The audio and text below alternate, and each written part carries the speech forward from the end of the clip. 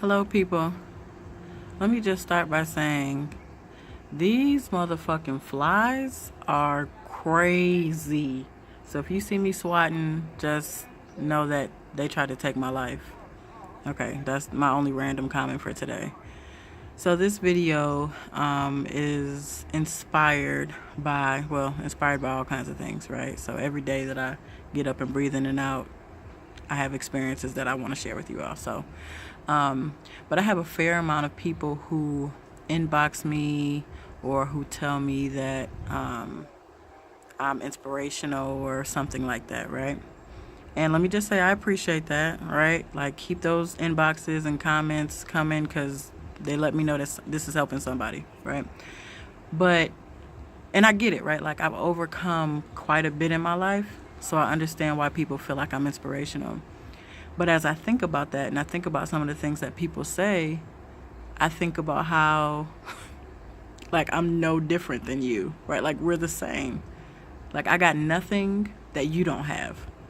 And that's the honest to God truth, right?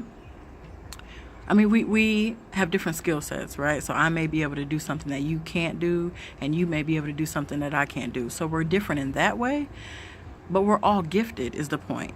We just have different giftings. And so as I start thinking about, well, what makes me different than other people and what allows me to overcome certain things, I think of three things, right? So the first two, mandatory. The third one is optional, right? So the first one is about knowing who you are. So I talk about this all the time in my videos because we live in a world where people do not know who they are. They are this way this day and another way this way, and then they compromise too much, and so figuring out who you are is key, right? You can't be happy, you can't get unstuck if you don't know who you are.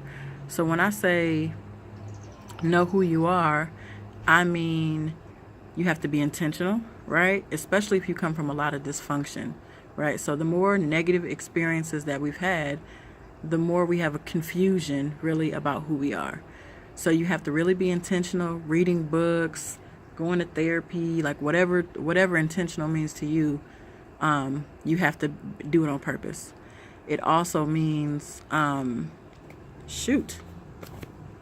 I'm doing too much. When I think about knowing who you are, it also means about being honest about what you find, right? So as you be intentional and you read books and you discover things about yourself, you have to be honest about what you find. So if I determine that I am a person of affection, for example, right? Like, I really want hugs and kisses and that kind of thing, then that means I have to be honest with myself that I really probably shouldn't be in a relationship with people who are not going to give me hugs and kisses. And that's not everybody, but I'm talking about my most intimate circle probably needs to be able to give me a measure of what I need. But it starts with being able to know that for myself, and then I can decide on how to move forward. But if I don't know who I am, then I get into relationships and I don't know why I'm unhappy, right? So you have to be intentional. You have to be honest. And then the third one, as it relates to knowing who you are, is, and this is the one where I feel like most people struggle with, is addressing your past, right? We all have these experiences that have impacted us, have shaped us, have caused us to think about ourselves in all kinds of ways, but we don't want to deal with it. We don't want to actually address it, and that's going to keep you stuck every time. So knowing who you are is about figuring all of those things out, right? And it's a process, and then embracing it. Because the truth is, you can't ever be happy if your lifestyle, the things that you do in and day out, don't match your personal values, right? So it starts with being able to know your personal values. So the second one is fighting for it, like pressing through and simply not quitting, right? Because whatever it is that you find, okay, so let's just say you do some soul searching and you decide you really, really, really love animals, right? And you want to be a veterinarian. You figure that out after some time. Well, being a veterinarian is hard, right? It takes a lot of money, takes a lot of schooling, it takes all kinds of stuff. And so you have to be able to fight to get to where you want to be. You have to fight against people who say, well, you shouldn't be a veterinarian. You have to fight against financial problems that are going to come up that are going to deter you. And so the second one is simple. You just don't get to quit. That's it. You don't get to quit. And fighting looks different in different seasons. You know, in some seasons, fighting is resting and being still. In other seasons, fighting is about hustling and getting it done and taking no breaks. So those are the two that I think that can give you a measure of happiness no matter who you are, right? The third one that I think is optional is walking with God, right? And I say it's optional only because you can get a measure of happiness without walking with God. Walking with God is a game changer, right? Like you all know, I'm a Jesus freak, so that's the way I'm going to get to happy. But I'm a firm believer that you can get to happy the way you decide you want to get to happy. And the truth is, principle is principle, right? So if I got two people, same age, and they both invest in the stock market, for example, and both of them invest at the same time, they invest for the same length of time, they put the same amount of money in. It doesn't matter whether you're a Christian or not a Christian, whether you're a Muslim or not a Muslim, you're going to get the same return on your investment if you invested the same way. So you can get a measure of happiness without walking with God.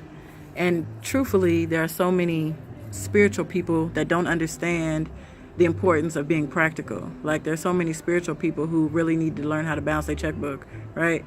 And then there's all these people who know how to balance checkbook and do money in and out, but they need to be talking to God. So it's about being able to have both. And I say that because the thing that comes with walking with God that adds to the first two, that makes it a game changer, is revelation, right? All the books and therapy in the world, and I'm pro books and I'm pro therapy, right? I think you should do both of those. But books and therapy is not the same kind of revelation and information that you're going to get when you walk with God.